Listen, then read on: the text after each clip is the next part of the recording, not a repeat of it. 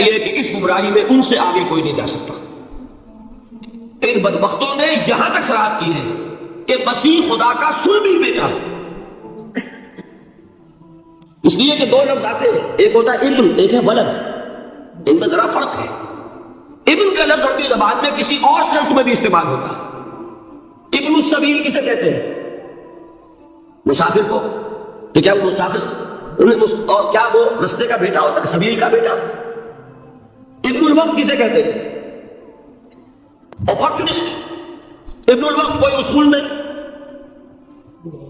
گنگا گئے تو گنگا رام اور جمنا آئے تو جمنا داس، یہ کیا ہے؟ ابن الوقت۔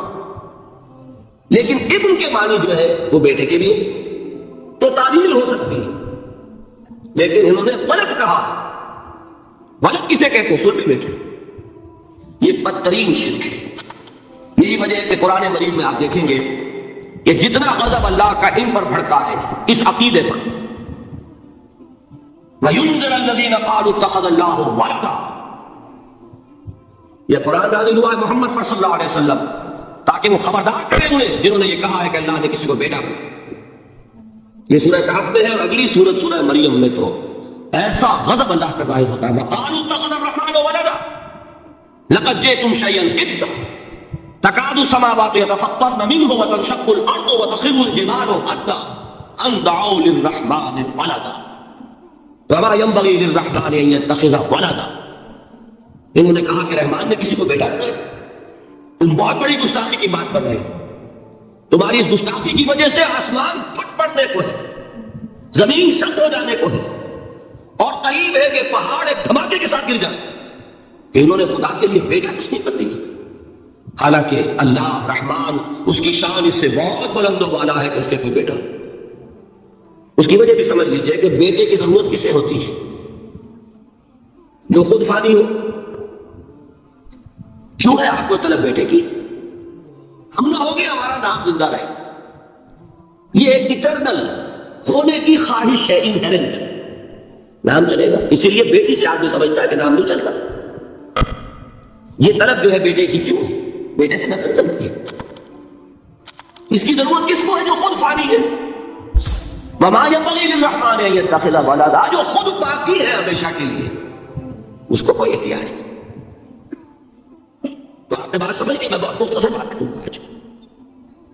اسی طریقے سے حضرت ابراہیم کی نسل سے تھے جو مکے کے لوگ اور عرب کے لوگ، بنی اسماعیل، جو موحد کامل تھا ابراہیم، جس کو اتنی مرتبہ سند ملی وما کان من المشرکین، ان کی نسل میں وہ لوگ تھے جنہوں نے فرشتوں کو خدا کی بیٹیاں بنا دیا۔ یہ جو ان کی دیویاں تھیں، یہ مؤنث، لات، عزا، منات، یہ سب کیا مؤنث نام ہے۔ انہوں نے یہ کہا کہ فرشتے جو ہیں وہ خدا کی بیٹی ہیں۔ اصل میں عقیدہ کیسے ہوتا ہے؟ انہوں نے کہا بڑے لاڈلے ہیں، لاڈلی ہوتی ہے بیٹی بہت زیادہ، تو یہ خدا کی بیٹیاں ہیں۔ ہوتے ہوتے ان کا یہ عقیدہ ایسا پکا ہوا کہ بجائے استعارے کے انہوں نے حقیقت بنا دیا، یہ خدا کی بیٹی ہے۔ ان پر قرآن مجید نے کئی جگہ پر ذرا ایک لطیف انداز میں تنزیہ پیرائے میں بھی کہا ہے کہ بھائی تم نے خوب کیا، انہوں نے الاٹ کیا تو بیٹا تو کیا، تم نے اللہ کو الاٹ کی تو بیٹیاں کی، جو تمہیں خود پسند نہیں۔ الکم البنون، تمہارے لیے بیٹے ہو، وَلَهُ الْبَنَاتُ، اور اس کے لیے بیٹی۔ یہ جو ذرا ایک لطیف انداز ہے تنزیہ کرایا ہے، لیکن ان تینوں کو اب آپ ایک جگہ کر لیجئے۔ بیٹا بیٹی قرار دینے کا شرک کیا ہے؟ شرک فی الذات، ہر اعتبار سے اللہ کا مثل بنا دینا، ہم کفو بنا دینا، ہم پلہ بنا دینا، ذات میں شریک کر دینا، یہ بدترین شرک ہے۔ یہی وجہ ہے، دیکھیے قرآن مجید کی عظیم ترین سورت کون سی ہے؟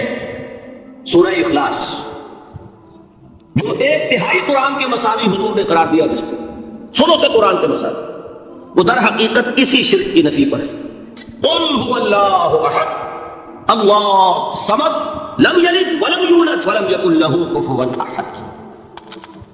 یہی آیا اس میں سورہ بنی اسرائیل کی آیت آخری میں نے سنائی تھی، وقل الحمد للہ الذی لم یتخذ ولدا، کہو کہ کل شکر اور کل تعریف اس اللہ کے لیے جس نے کسی کو اپنا بیٹا بیٹی نہیں بنایا۔ ولد دونوں پر جاتا ہے، اولاد جیسے آپ کہتے ہیں، اولاد بیٹا بیٹی شریک ہوتے ہیں، نہ اس کا کوئی بیٹا نہ اس کی کوئی بیٹی۔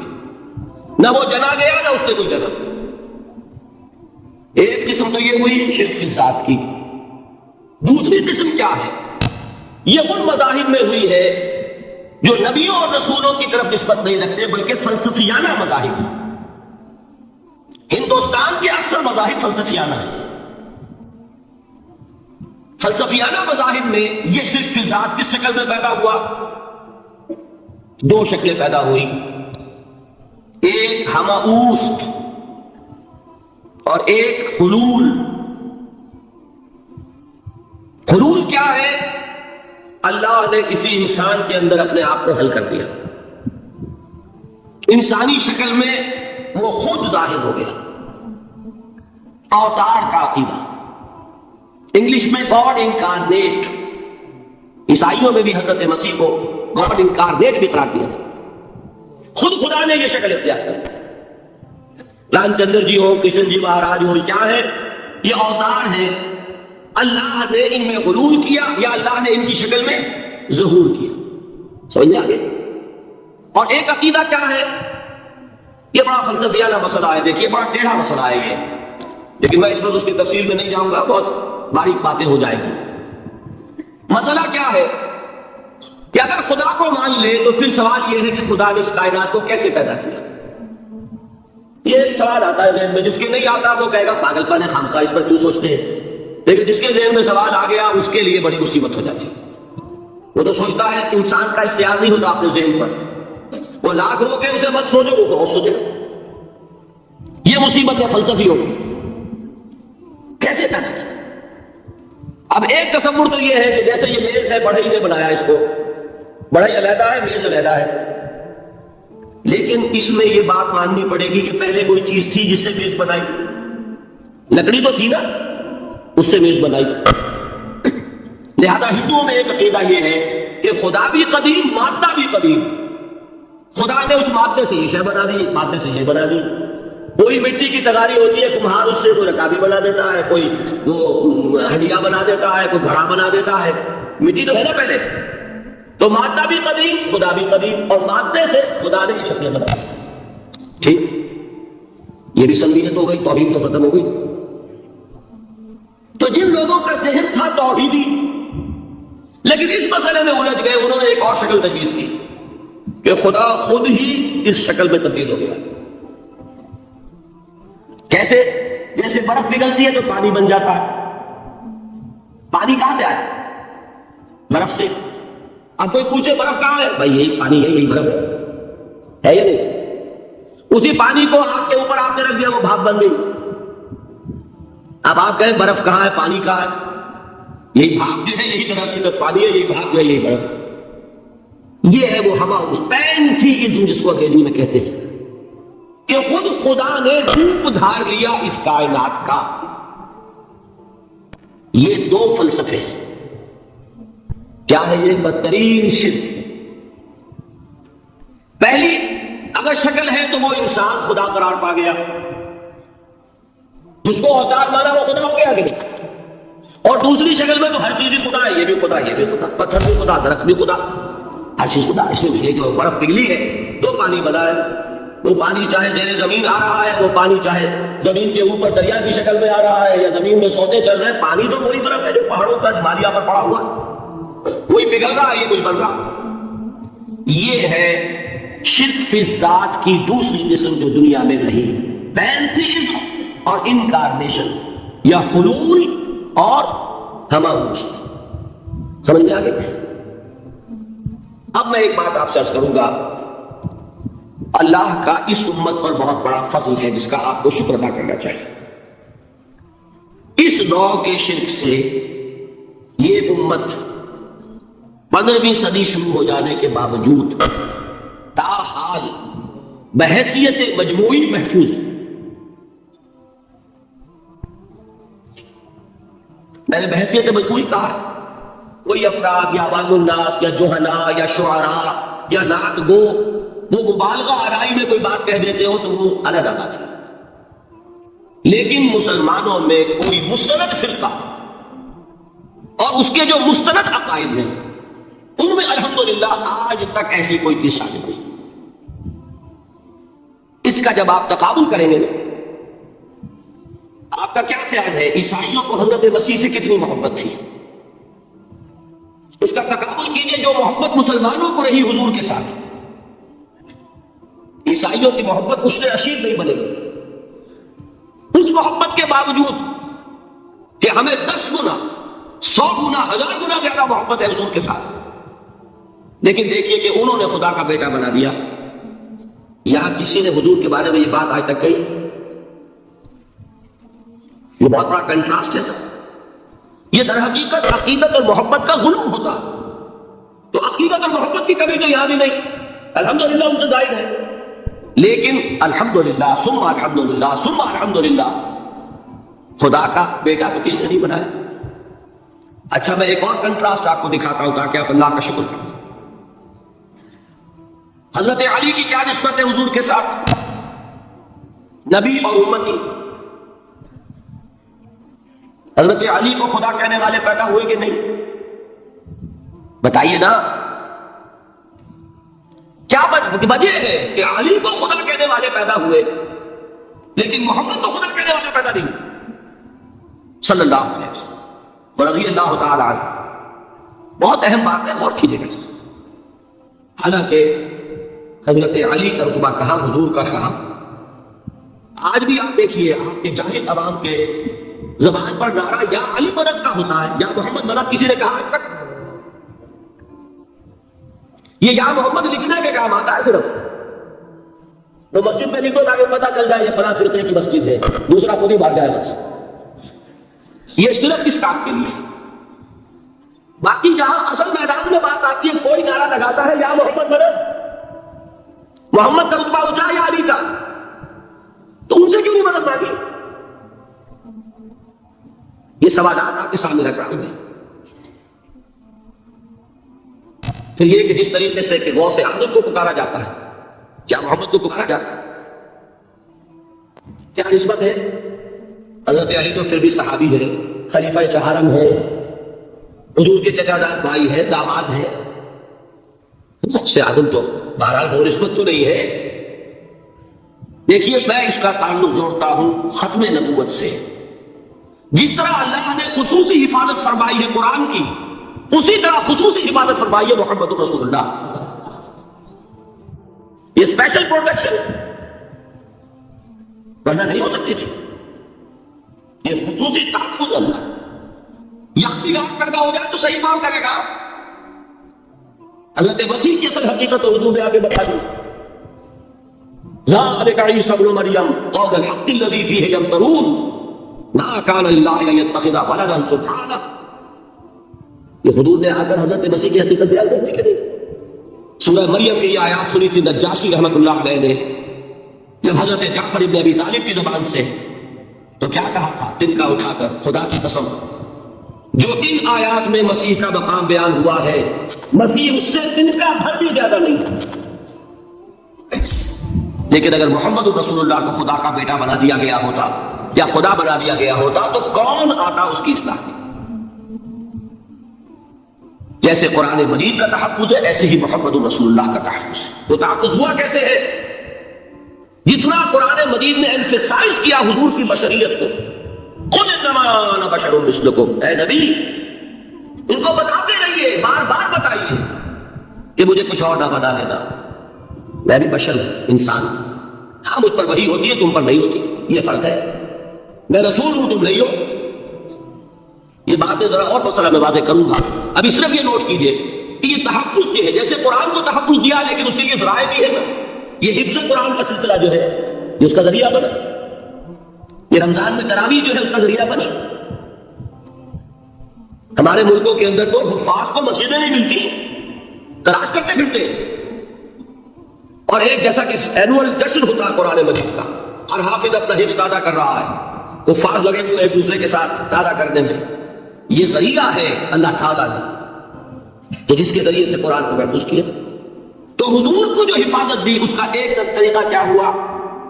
قرآن مجید میں حضور کی بشریت کا نمایاں کرنا، اور دوسرا یہ کہ خود حضور نے ایسی باریک بینی سے روکا۔ یہ بھی آپ کو پسند نہیں تھا کہ میں آؤں تو تم کھڑے ہو جاؤ، سنا کہ نہیں سنا آپ نے؟ صحابہ کو آپ روکتے تھے. ایک صحابی کی زبان سے نکل گیا ماشاء اللہ و ماشاء، جو اللہ چاہے اور جو آپ چاہیں، فوراً روک دیا. اجعلتنی للہ ندا، کیا تم نے مجھے خدا کا مد مقابل بنا دیا؟ مشیت صرف اس کی ہے. یہ روک ٹوک، یہ وہ چیزیں ہیں کہ جس کی بنا پر اللہ نے تحفظ عطا. یہ جو آپ نے فرمایا میری قبر کو کسی جلسے اور جشن کا مرکز نہ بنا لیا، فرمایا کہ نہیں فرمایا؟ اللہ تعالیٰ لعنت فرمائے بنی اسرائیل پر کہ انہوں نے اپنے نبیوں کی قبروں کو تو میرا گاہ بنا. یہ ساری وہ ہے، یہ تحفظات ہیں، یہ بچاؤ ہے. یہ امت کو متنبع کیا جا رہا ہے کہ محبت اور عقیدت کا غلو جیسے پہلے ہوا، یا اہل الکتاب لا تغلو فی دینکم، اے کتاب والو اپنے دین میں غلو سے کام لو. یہ غلو میں محبت، غلو میں عقیدت ہے جس کی بنا پر وہ خدا کے بیٹے بنا دیے گئے. اور اگر وہ ہوتا یہاں اللہ کا نہ معلوم اللہ کے برابر کس طریقے سے حدود کو بنا دیا جاتا. لیکن قرآن نے خود حضور نے اس کی پیش بندی کی، جس کا ظہور ہم دیکھ رہے ہیں کہ اللہ کے فضل و کرم سے یہ امت تاحال بحیثیت مجموعی محفوظ ہے. البتہ دیکھیے شاعروں کی باتیں اور ہوتی ہیں، اور عوام کی اور واعظوں کی اور نعتگوؤں کی باتیں جو ہے وہ اور. میں جس چیز کی نفی کر رہا ہوں وہ علماء کی بات ہے. شاعروں کا تو قرآن مجید کے اندر خود ہی باڑا پھوڑ دیا اللہ نے. والشعراء يتبعهم الغاوون ألم تر أنهم في كل واد يهيمون إنهم يقولون ما لا يفعلون. مبالغہ نہ کرے تو شعر میں رنگ ہی پیدا نہیں ہوتا. پھر شعر کا کو کہنا ہے نثر کہو بھائی. مبالغے سے اس میں ایک تاثیر ہے. وہ مبالغے ہمارے شاعروں نے ہمارے نعتگوؤں نے کیے ہیں، اور اس میں اللہ تعالیٰ انہیں معاف کرے بالکل خطار کر الفاظ بھی استعمال کر دیے. وہی جو مستوی اشٹھا خدا ہو کر ادھر پڑا وہ مدینے میں مصطفیٰ ہو کر. بتائیے رام چندر جی کے بارے میں جو عقیدہ ہے، اب کیا فرق رہ گیا؟ بال برابر فرق ہے یا کوئی؟ اور نقطے پیدا کرتے ہیں. مدینے کی مسجد میں منبر کے اوپر بغیر عین کا ایک عرب ہم نے دیکھا. کیا سمجھ میں آیا؟ عرب میں سے عین نکالا کیا بنا؟ یہ نقطہ آفرینی ہے. اسی طریقے سے ہماری شاعری میں کچھ ہموست کا رنگ بھی پیدا ہو گیا. خود کودا خود کودا کرو، خود گلے کودا، خود رند صبح کش، خود برسر کودا خریدار بیامت پیشکش تو رواں شد. وہ خود ہی کودا ہے، خود ہی مٹی ہے جس سے کودا بنا ہے، خود ہی کودے کا بنانے والا ہے. سمجھ رہے؟ الفاظ تو بڑے پیارے ہیں، بڑے مزیدار ہیں. آدمی ایک دفعہ وجد میں آ جاتا ہے، لیکن ہے کیا؟ وہی ہے نا کہ وہی جو برف تھا پگھل کر پانی بن گیا. خود کودا خود کودا کرو، خود گلے کودا، خود رندے صبح کش. خود ہی اس کودے میں شراب ڈال کے پیتا بھی ہے، خود ہی مٹی ہے، خود ہی وہ بنانے والا ہے، خود ہی کودا ہے، خود ہی اس میں شراب ڈال کے پیتا بھی ہے، اور خود ہی اس کودے کو توڑ کر اپنا راستہ بھی لیتا ہے. اب آپ اس پر سر دھنیے اور جو چاہے کریں، لیکن یہ کہ اس کا ڈانڈے مل گئے کہ نہیں اسی عوام سے.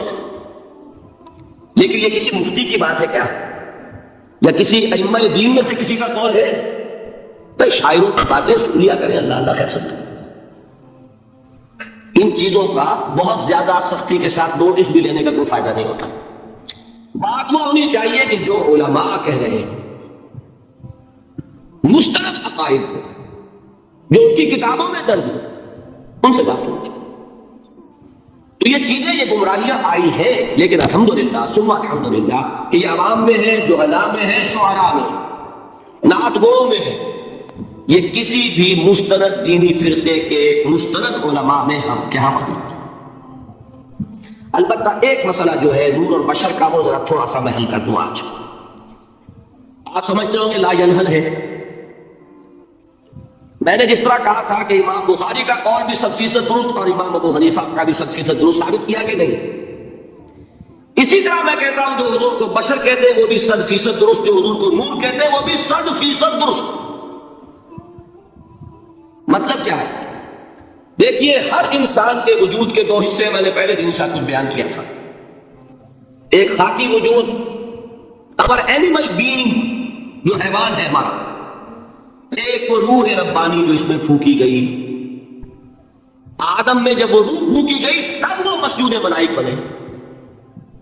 فَإِذَا سَوَّيْتُهُ وَنَفَخْتُ فِيهِ مِن رُّوحِي فَقَعُوا لَهُ سَاجِدِينَ. دو جگہ آئے تھے قرآن مجید میں ایک شوشے کے فرق کے بغیر، سورہ حجر اور سورہ صاد. جب میں اس کو پوری طرح تیار کر لوں اور اس میں اپنی روح میں سے پھونک دوں تو پھر پڑھنا اس کے سامنے سجدے. ہمارا جو خاکی وجود ہے وہ ظلمانی ہے، اور جو ہمارا روحانی وجود ہے وہ نورانی ہے. اس کی نسبت کس سے ہے؟ اللہ سے. بات سمجھ میں آئی؟ لیکن ہم نے اپنے اس نورانی وجود کو اپنے خاکی ظلمانی وجود میں دفن کیا ہوا ہے. اور محمد رسول اللہ صلی اللہ علیہ وسلم کا وہ نورانی وجود آپ کے اس خاکی وجود پر اس درجے غالب تھا کہ وہ خاکی وجود معدوم کے درجے میں ہے، لیکن وہ حضور صلی اللہ علیہ وسلم پر اثر انداز نہیں ہو سکتا. وہی خاکی وجود ہے جسے ہم نفس کہتے ہیں، نفس غلبہ کر سکتا ہے محمد پر صلی اللہ علیہ وسلم. حضور کی شخصیت کی نورانیت نے آپ کی شخصیت کے خاکی وجود کا احاطہ کیا ہوا. ہماری شخصیت کی ظلمانیت نے ہماری اس نورانیت کو گل کیا ہوا، دفن کیا ہوا، چھپایا ہوا. بس یہ فرق ہے. انہیں آپ کہہ لیں نور صحیح ہے، ان کی نورانیت غالب. یہی بات ہے جو حضور نے اس طرح سمجھائی. دیکھو ہر انسان کے ساتھ ایک شیطان ہوتا ہے. اب کسی صحابی نے بڑی جرات سے کام لیا، پوچھ لیا حضور کیا آپ کے ساتھ بھی ہے؟ ہر انسان کے ساتھ جو کہا نا، تو انسان تو ہے آپ بھی، لیکن آپ کے ساتھ بھی ہے. آپ نے فرمایا ہے، لیکن میں نے اسے مسلمان کر رکھا. بات ختم ہو گئی. نفی نہیں ہے، وہ میرا تابع ہے، میرا مطیع ہے، مجھے غلط نہیں پہنچا سکتا. ہے تو صحیح، لیکن نہ ہونے کے درجے میں آ گیا کہ نہیں. یہ ہے فرق صاحب. اور میں یہاں پہ کوٹ کرنا چاہتا ہوں ایک بہت بڑے بریلوی مکتب فکر کے عالم دین صاحب زادہ، نام میرے ذہن سے ایک دم اتر گیا، فیض الحسن. اللہ تعالیٰ ان کی خطاؤں سے درگزر فرمائے، ان کی مغفرت فرمائے. آپ نے سنا ہوگا نام. انہوں نے ایک روز تقریر کی جو میں نے سنی، اور تقریر کہاں کی؟ ساہیوال میں. وہاں کا ایک بہت مشہور چوک ہے، مہاجرین، مسجد مہاجرین کہلاتی ہے، وہاں تقریر تھی، میں نے سنی. ان کے الفاظ یہ تھے کہ کیا آپ لوگ ہمیں جاہل سمجھتے ہیں؟ کیا ہمیں عربی نہیں آتی؟ کیا ہم نے قرآن نہیں پڑھا جس میں بار بار یہ لکھا ہوا ہے کہ حضور بشر ہیں؟ حضور بشر ہیں، لیکن اصل میں ہم حضور کی بشریت کو نمایاں کرنے کو سوء ادب سمجھتے ہیں. بات سمجھیے آپ نے، اس طرح پیاری بات ہے. انہوں نے کہا کہ آپ کے باپ کا نام کیا ہے؟ عبد الرحمان. آپ عبد الرحمان کہہ کے پکارتے ہیں انہیں؟ ابا جان. ابھی آپ نے وہ آیات سنی، حضرت ابراہیم نے اپنے مشرک باپ کو یا ابا تھے، یا ابا تھے، بڑا پیارا ترجمہ کیا. ابا جان، ابا جان. کیا نام ہے؟ آپ کے باپ کا نام ہے، نام نہیں لیتے آپ. کیوں؟ ادب کی وجہ سے. اسی وجہ سے ہم در حقیقت حضور کی بشریت کو نمایاں کرنے کو سوء ادب سمجھتے ہیں. ورنہ کوئی ہم جاہل ہیں، ہمیں عربی نہیں آتی، ہم نے قرآن نہیں پڑھا، ہم جانتے ہیں کہ وہ بشر. بات سمجھ میں آئی؟ کتنی آسانی سے مسئلہ حل ہوتا ہے، بشرطے کی نیت حل کرنے کی ہے. آخر آمنہ کے بیٹے ہیں، عبداللہ کے بیٹے ہیں، عبد المطلب کے پوتے ہیں. بچپن آپ پر گزرا ہے، لڑکپن آپ پر گزرا ہے، نوجوانی آپ پر آئی ہے، جوانی آپ پر آئی ہے، شادی آپ نے کی ہے، اولاد آپ کی ہے. کون بے وقوف احمق ہوگا کہ جو آپ کی بشریت کا انکار کرے؟ لیکن یہ کہ جس طریقے سے اس کو بیان کیا جاتا ہے وہ ایک مسئلہ بن گیا اختلافی. وہ رد و قضا اور کھینچ تان. اور اس میں بھی سمجھ لیجیے مثلوں پر جو ایمفیسس بعض حضرات دے دیتے ہیں اپنے توحیدی جو ان کے اندر ایک مزاج ہے، اللہ تعالیٰ ان کے مزاج کو اور پختہ کرے، لیکن اس میں بھی مبالغہ کیا جاتا ہے. ایک حدیث مجھ سے سنیے جس میں حضور نے مثل کا انکار کیا. مثلکم کا مطلب اگر کسی نے سمجھا کہ بالکل ہم جیسے ہیں تو بہت بڑی مغالطے میں. حضور صوم وصال سے منع فرماتے تھے، خود رکھتے تھے. صوم وصال کیا ہے؟ آج روزہ رکھا، شام کو افطار نہیں کیا، وہی روزہ رات بھر چل رہا ہے، اگلے دن بھی چل رہا ہے، شام تک کو جا کے پھر کھولا تو 2 دن کا صوم وصال ہو گیا. اگلے دن بھی نہیں کھولا، چلا تو 72 گھنٹے کا صوم وصال ہو گیا. یہ کیا ہے؟ صوم وصال. خود رکھتے تھے اور صحابہ کو روکا. صحابہ میں سے کسی نے ہمت کر لی، حضور آپ خود رکھتے ہمیں روکتے، فرماتے ہیں ایکم مثلی، تم میں سے کون مجھ جیسا ہے؟ ابھی تو عند ربی، میں تو اپنے رب کے پاس رات گزارتا ہوں، وہ یطعمنی ویسقین، وہ مجھے کھلاتا ہے پلاتا ہے۔ بتائیے کون ہے جو اس کا دعویٰ کرے گا؟ حضور کے خصائص ہیں۔ حضور خود فرماتے ہیں تم صرف سامنے سے دیکھتے ہو، میں پیچھے سے بھی دیکھتا ہوں۔ کہاں ہوا وہ مثلیت؟ اگر آپ نے بالکل اپنے جیسا سمجھ لیا تو بڑے محقق ہیں، نبی کا مقام ہے، نبی کا رتبہ ہے، نبی کے خصائص ہیں۔ آپ سو گئے تو آپ کی نیند، آپ کی وضو ٹوٹ گئی اور نبی سو گیا تو کہاں گئی مثلیت؟ مثل اس معنی میں ایک بشر ہے، نسل آدم سے ہے، اس میں کوئی شک نہیں، اس معنی میں مثل ٹھیک ہے، قل انما انا بشر مثلکم، لیکن ہر اعتبار سے جو سب سے بڑا فرق یہی ہے کہ وہی آ رہی ہے، معراج پہ تشریف لے گئے ہیں، اس دنیا میں بیٹھے ہوئے جنت کا مشاہدہ فرما دیتے ہیں، کرا دیا جاتا ہے، دوزخ کا مشاہدہ کرایا جاتا ہے، فرشتے کو دیکھ رہے ہیں، یہ چیزیں ہیں۔ اور پھر خصائص جیسا کہ میں نے عرض کیا کہ آپ پیچھے سے بھی دیکھتے ہیں، آپ کا معاملہ یہ ہے کہ آپ اگر سو جائیں تو آپ کا وضو نہیں ختم ہوگا۔ یہ ساری چیزیں جو ہے ان سب کو بیلنس کیجئے تو معلوم ہوگا کہ آپ بشر بھی ہیں 100% درست، لیکن آپ کی وہ نورانیت، آپ سراج مرید، ہدایت کا روشن چراغ، آپ کی جو روح انور ہے وہ آپ کے اس جسدی وجود پر اس طریقے سے حاوی ہے کہ گویا کہ اس نے اس کی ظلمانیت کو ختم کر کے رکھ دیا۔ اس معنی میں کوئی کہے نور مجسم تو مجھے کوئی اعتراض نہیں، یہ ہے ان چیزوں کو جمع کرنے کی شکل، خام خواہ کی کھیستان کے سوا کچھ نہیں۔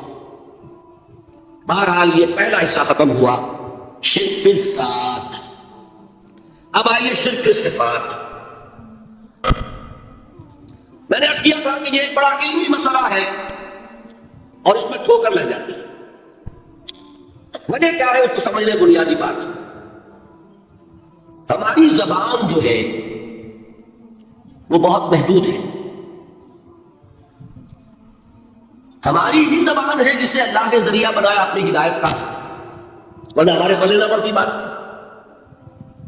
ظاہر ہے۔ لیکن ہماری زبان کی محدودیت ہے، اس محدودیت کا ایک مظہر یہ ہے کہ ہم جو الفاظ اللہ کے لیے بطور صفت استعمال کرتے ہیں وہی الفاظ مخلوقات کے لیے بھی کر لیتے ہیں۔ اللہ موجود، ہم بھی موجود، اللہ زندہ، ہم بھی زندہ، اللہ علیم، تو انسان علیم ہی علیم ہے، علامہ بھی ہے کہ نہیں؟ یہ تو بڑا مبالغے کا لفظ ہے، انسان علامہ ہے۔ اللہ دیکھتا ہے، بصیر ہے، ہم بھی بصیر ہیں، اللہ سنتا ہے، سمیع ہے، ہم بھی سنتے ہیں، اللہ کو قدرت حاصل ہے، کچھ ہمیں بھی حاصل ہے۔ ایک مکہ مارا تھا حضرت موسیٰ نے، جان نکال دی تھی کہ نہیں؟ ہے نا کچھ نہ کچھ اللہ چاہتا ہے، ہم بھی چاہتے ہیں۔ اسی دیکھیے چاہت میں وہ ہو گیا تھا جس پر روک دیا حضور نے، ما شاء اللہ و ما شئت اجعلتنی للہ ندا، کیا تم نے مجھے اللہ کا مد مقابل بنا دیا؟ دھوکہ ان الفاظ کے اشتراک کی وجہ سے لگ جاتا ہے، بات سمجھ میں آئی؟ اب اس میں فارمولہ میں نے عرض کیا تھا کہ ایک نوٹ کر لیں تو مسئلے سارے حل ہو جائیں۔ جب ہم کوئی لفظ بطور صفت اللہ کے لیے بولتے ہیں اور اسی لفظ کو مخلوق میں سے کسی کے لیے بولتے ہیں، مخلوق میں سب آ گئے، جمادات، حیوانات، انسان، اولیاء اللہ، فرشتے، انبیاء، رسول، سب مخلوق تو ہے، تو کل مخلوقات۔ جب ہم ایک لفظ بطور صفت استعمال کریں گے اللہ کے لیے اور اسی لفظ کو استعمال کریں گے بندوں کے لیے، تو ان میں 3 فرق ہیں جو ذہن میں رہنے چاہیے، ان کا یاد کیجیے۔ اللہ کی ذات قدیم ہے، ہمیشہ سے، اسی طرح اس کی صفت بھی قدیم ہے، ہمیشہ سے ہے۔ مخلوقات حادث ہیں، ان کی صفات بھی حادث ہے، حادث قدیم کے مقابلے میں کہ پہلے نہیں تھی پھر ہو گئی۔ ایک فرق، اللہ کی ذات از خود ہے، کسی اور نے تو اس کو وجود نہیں بخشا. اللہ کا وجود از خود ہے، ذاتی ہے. اسی طرح اس کی صفات ذاتی ہے، کسی اور کی عطا کردہ نہیں. مخلوق کوئی ہو کیسے باشا، ان کا وجود ذاتی نہیں، عطائی ہے. اللہ نے دیا تو وجود ملا. اسی طرح ان کی صفات عطائی ہے، ذاتی نہیں. دو فرق ہو گئے. اللہ کی ذات مطلق ہے، لا محدود. اسی طرح اس کی صفات مطلق ہے، لا محدود. مخلوق کی ذات محدود کیسے باشد، صفت بھی محدود. تین فرق ہے، ذاتی عطائی، قدیم حادث، لا محدود محدود. تین فرق ذہن میں رہے تو جو صفت بھی آپ اب بولیں گے اس میں یہ تینوں باتیں ذہن میں رہیں. سمجھ میں آ رہی بات؟ اب اس کا اطلاق کیجیے تو یہ علم غیب کا مسئلہ حل ہو جائے گا. یہ بھی لا ینحل سمجھا جاتا ہے. علم کسی کا بھی، انسان، فرشتہ، اولیاء، انبیاء، رسول، حضور صلی اللہ علیہ وسلم، کسی کا حادث ہے، قدیم نہیں ہے. عطائی ہے، ذاتی نہیں ہے. محدود ہے، لا محدود نہیں ہے. تین باتیں مان لے، شرک نہیں ہوگا. ان میں سے ایک کو ساقط کر دیں، شرک ہوگا. آئی بات سمجھ؟ اللہ کی قدرت ذاتی ہے، عطا کردہ نہیں. مخلوق میں جو جس کو قدرت حاصل ہے وہ عطائی ہے، ذاتی نہیں. اللہ کی قدرت لا محدود، یفعل ما یشاء فعال لما یرید علی کل شیء قدیر. مخلوق کوئی بھی ہو اس کی قدرت محدود. اللہ کی قدرت جب سے وہ ہے ہمیشہ سے ہے، ہمیشہ سے قدرت بھی ہے. اور مخلوق میں سے قدرت یہ حادث ہے. تینوں چیزیں سامنے رہے، شرک نہیں ہوگا. ایک چیز کی بھی کمی ہو گئی، شرک ہو جائے. یہ ساری صفات پر جائے. اللہ کی حیات ذاتی، ہماری عطائی. لائی حیات آئے، قضا دے چلی چلے، اپنے بس میں نہ آنا چاہنا جانا ہے. زندگی اس کی عطا کردہ ہے، جب چاہے لے لے. اللہ کی حیات بھی ایسی ہے ذاتی. الحی، ہماری حیات محدود، ویسے بھی محدود. موت آئے، بے شک ختم ہو جائے. چلیے موت ختم نہیں کرتی، ہم سمجھتے ہیں کہ وہ ہماری ابدی ہے.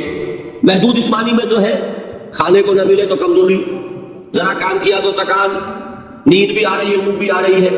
اور اس کی حیات الحی القیوم لا تاخذہ سنۃ ولا نوم.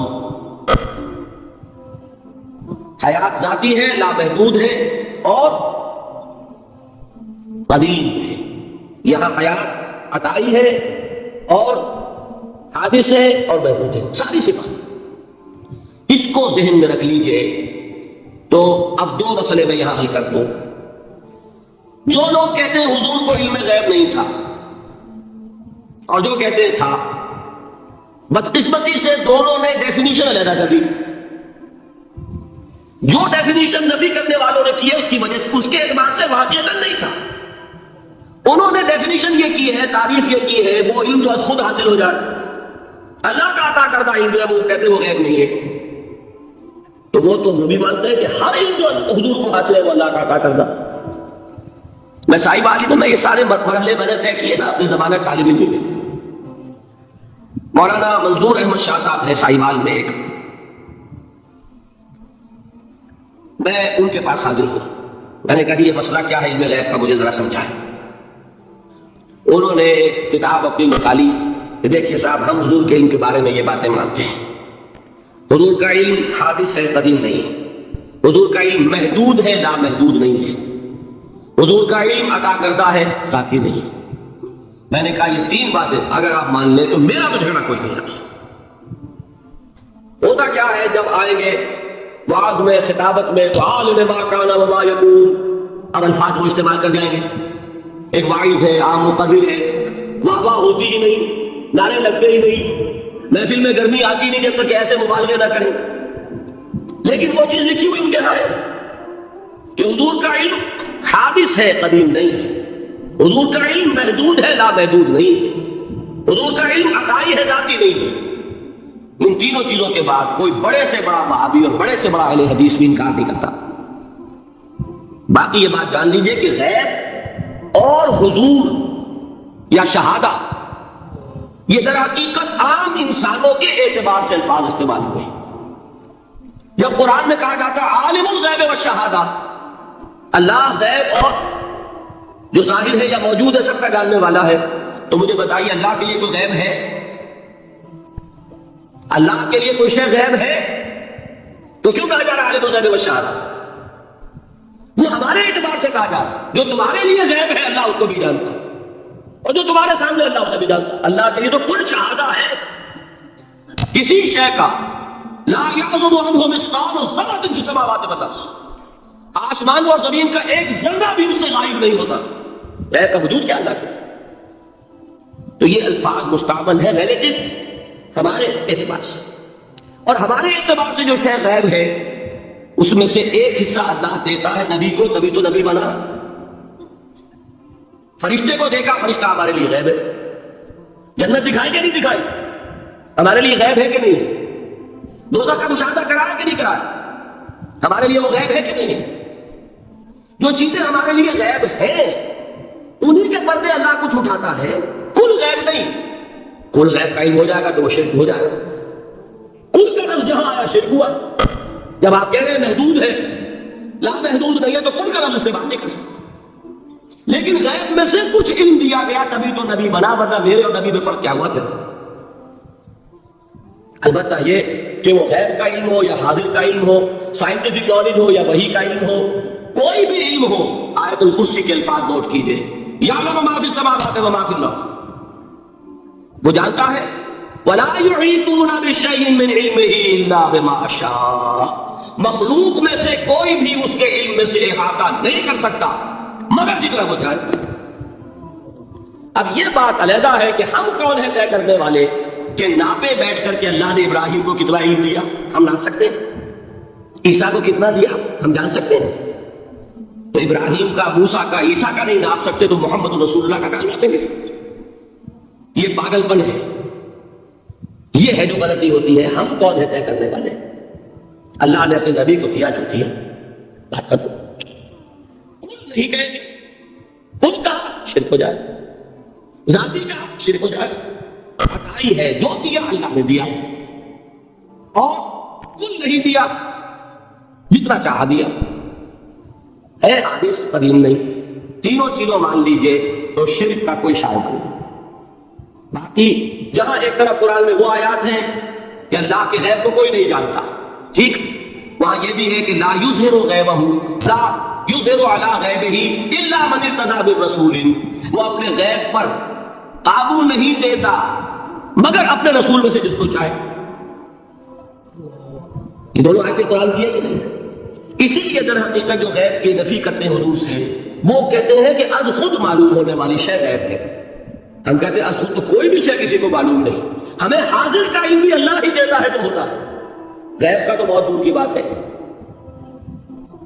یہ مسئلے بڑے سیدھے ہیں، خواب نے پیچیدہ بتایا ہوا ہے۔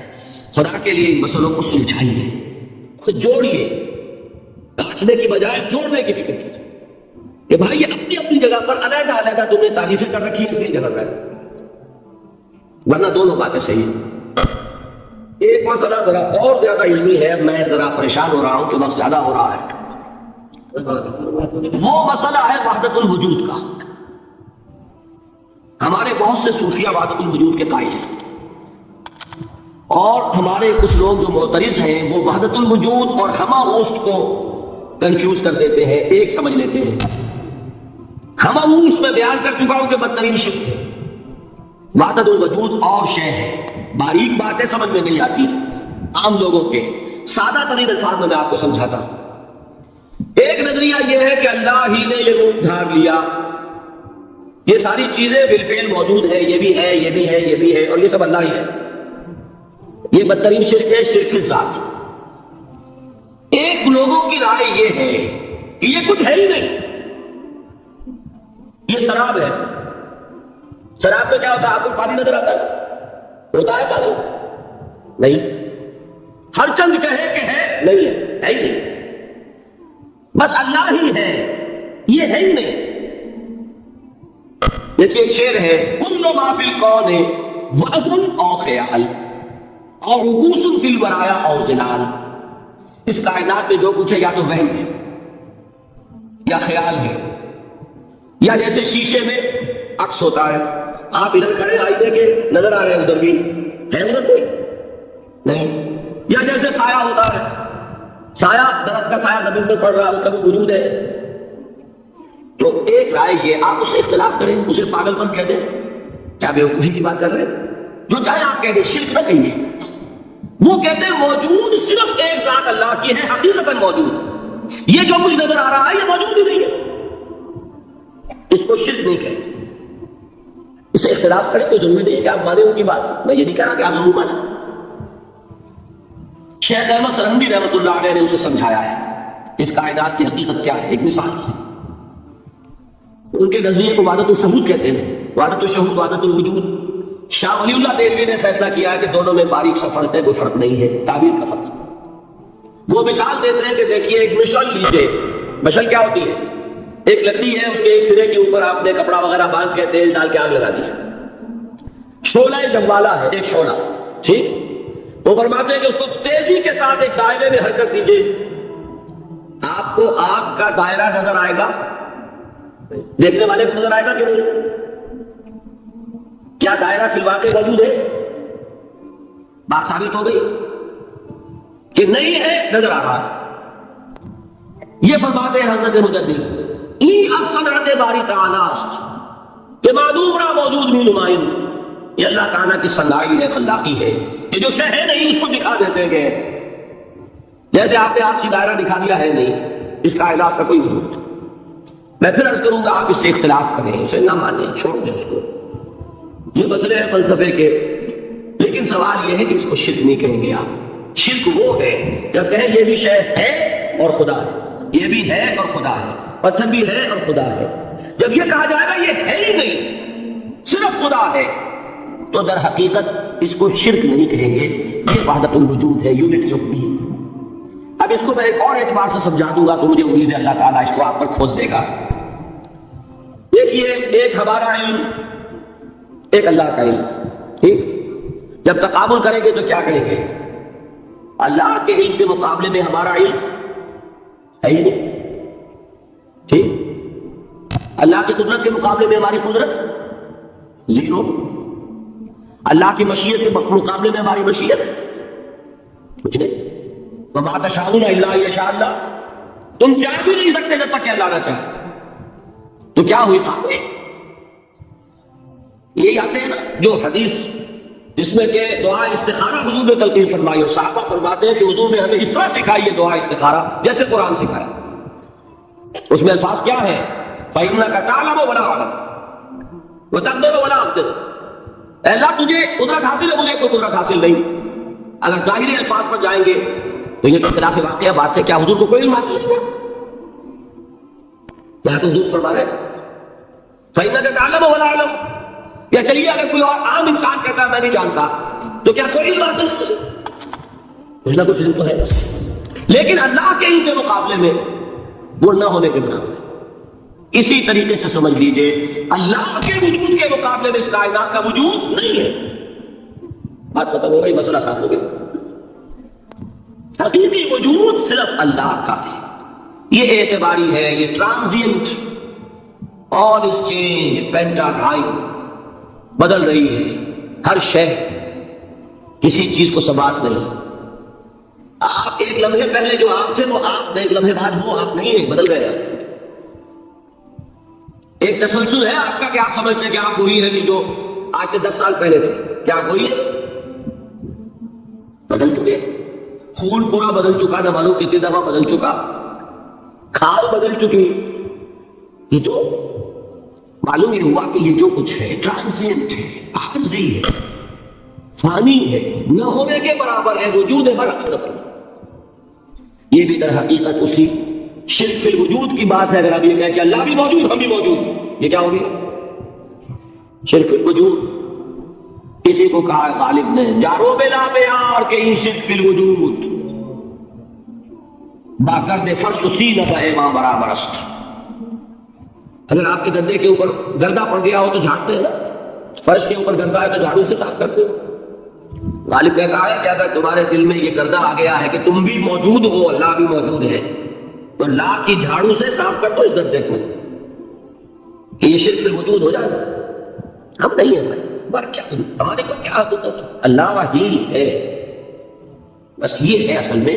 پھر میں عرض کروں گا کوئی قبول کرے نہ کرے، اسے گمراہی کہے، اس کو جھوٹ کہے، اسے پاگل پن کہے، میں نہیں جانوں گا، لیکن شرک نہیں کہہ سکتے آپ اس کو۔ شرک وہ ہماؤس ہے، اس میں اور اس میں زمین و آسمان میں فرق۔ اب آئیے آخری شرک فی العبادت یا شرک فی الحقوق۔ اللہ کے حقوق کے لیے ایک لفظ استعمال کریں گے تو وہ کیا ہے؟ عبادت۔ وما خلقت الجن والانس الا ليعبدون، میں نے جنوں اور انسانوں کو پیدا ہی اس لیے کیا کہ میری عبادت کریں۔ اب عبادت میں شرک اگر ہوگا تو یہ شرک کی تیسری قسم ہو جائے گی۔ عبادت میں شرک سے مراد کیا ہے اس کو سمجھ گئے، یہ میں پہلے بیان کر چکا ہوں عبادت کسے کہتے ہیں۔ عبادت کے دو جز سمجھ لیجئے، جیسے ایک میرا یہ جسم ہے، ایک اس میں روح ہے۔ روح نظر نہیں آتی، نظر جسم آتا ہے، لیکن اس جسم کا سارا وجود اس روح سے ہے۔